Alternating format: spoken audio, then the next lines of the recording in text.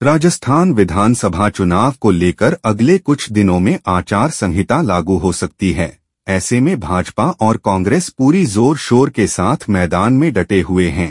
पिछले 30 सालों में कभी भाजपा तो कभी कांग्रेस राज्य की सत्ता पर काबिज हो रहे हैं, लेकिन 2023 के विधानसभा चुनावों में क्षेत्रीय दल भी दमदारी के साथ मैदान में उतर रहे हैं।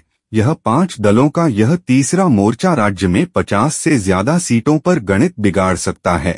इस चुनाव आम आदमी पार्टी, बीएसपी, आरएलपी, भारतीय आदिवासी पार्टी, बीटीपी, माकपा और एमआईएम जैसी पार्टियों के नेता तो 100 से ज्यादा सीटों पर टक्कर बता रहे हैं। अगर इन पार्टियों ने चुनाव दमदारी से उतरी तो सरकार बनाने में यह किंगमेकर साबित हो सकती है। 2018 के विधानसभा चुनाव में 140 सीटों पर लड़ने वाली आम आदमी पार्टी अपना खाता भी नहीं खोल पाई थी, लेकिन राष्ट्रीय दल बनने के बाद आप पूरी जोश के साथ मैदान में उतर रही है। इंडिया गठबंधन का हिस्सा होने के कारण पार्टी कैसे चुनाव लड़ेगी, यह अभी पूरी तरह से साफ नहीं है।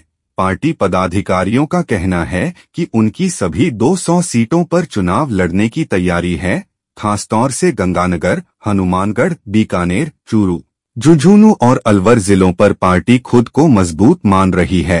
कार्यकर्ता पार्टी प्रमुख अरविंद केजरीवाल जो गारंटी देकर गए हैं उसे घर तक पहुंचा रहे हैं। फिलहाल राजस्थान में गठबंधन जैसी कोई गाइडलाइन नहीं है। अगर शीर्ष नेतृत्व ऐसा कोई निर्णय लेता है तो अलग बात है। सभी सीटों पर टिकट तय हो चुके हैं, बस घोषणा करनी बाकी है। गंगानगर से हमारा खाता खुलेगा। असदुद्दीन ओवैसी की पार्टी एआईएमआईएम भी पहली बार चुनाव में उतरने की तैयारी में है। ओवैसी राजस्थान की मुस्लिम सीटों पर प्रभाव डालना चाहते हैं।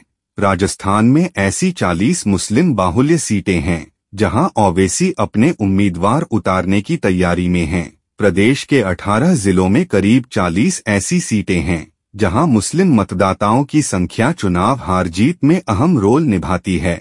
जयपुर, अजमेर, जैसलमेर, बाड़मेर, कोटा, सीकर, झुंझुनू, चूरू, अलवर, भरतपुर, नागौर जिलों में स्थित सीटों पर हर चुनाव में 16 के आसपास मुस्लिम प्रत्याशी जीतते रहे हैं।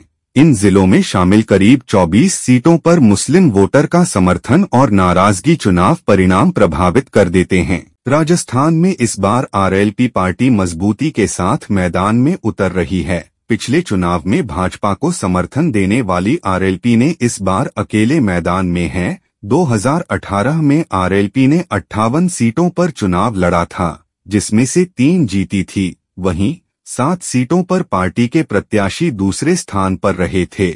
मगर इस बार पार्टी अकेले मैदान में उतरेगी तो 200 सीटों पर चुनाव लड़ेगी। पार्टी के नेताओं का मानना है कि लगभग 55 सीटें ऐसी हैं जहां आरएलपी की मजबूत तैयारी है। इनमें खासतौर से पश्चिमी राजस्थान की सीटें हैं। बाड़मेर, जोधपुर, नागौर, पाली, बीकानेर, चूरू, हनुमानगढ़, सीकर और जयपुर ग्रामीण जिले शामिल हैं। वहीं कुछ सीटें उदयपुर, चित्तौड़गढ़ और भीलवाड़ा की भी हैं।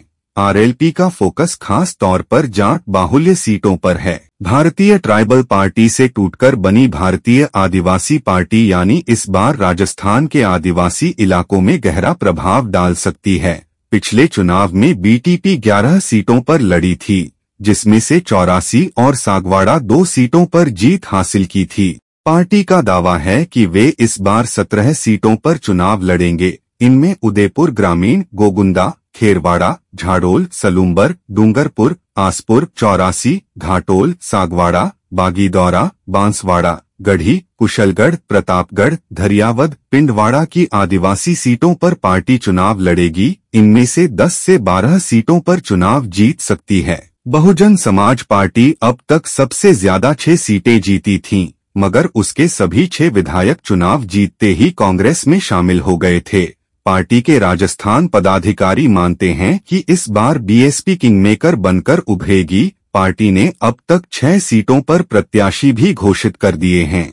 इनमें नगर, नदबई, धौलपुर, तिजारा, करौली और खेतरी सीटें शामिल हैं। बीएसपी 60 सीटों पर विशेष तैयारी है। इसमें भरतपुर, धौलपुर, करौली, अलवर, सवाई माधोपुर, दौसा, झुंझुनू, चूरू, हनुमानगढ़ जिलों की सीटें हैं।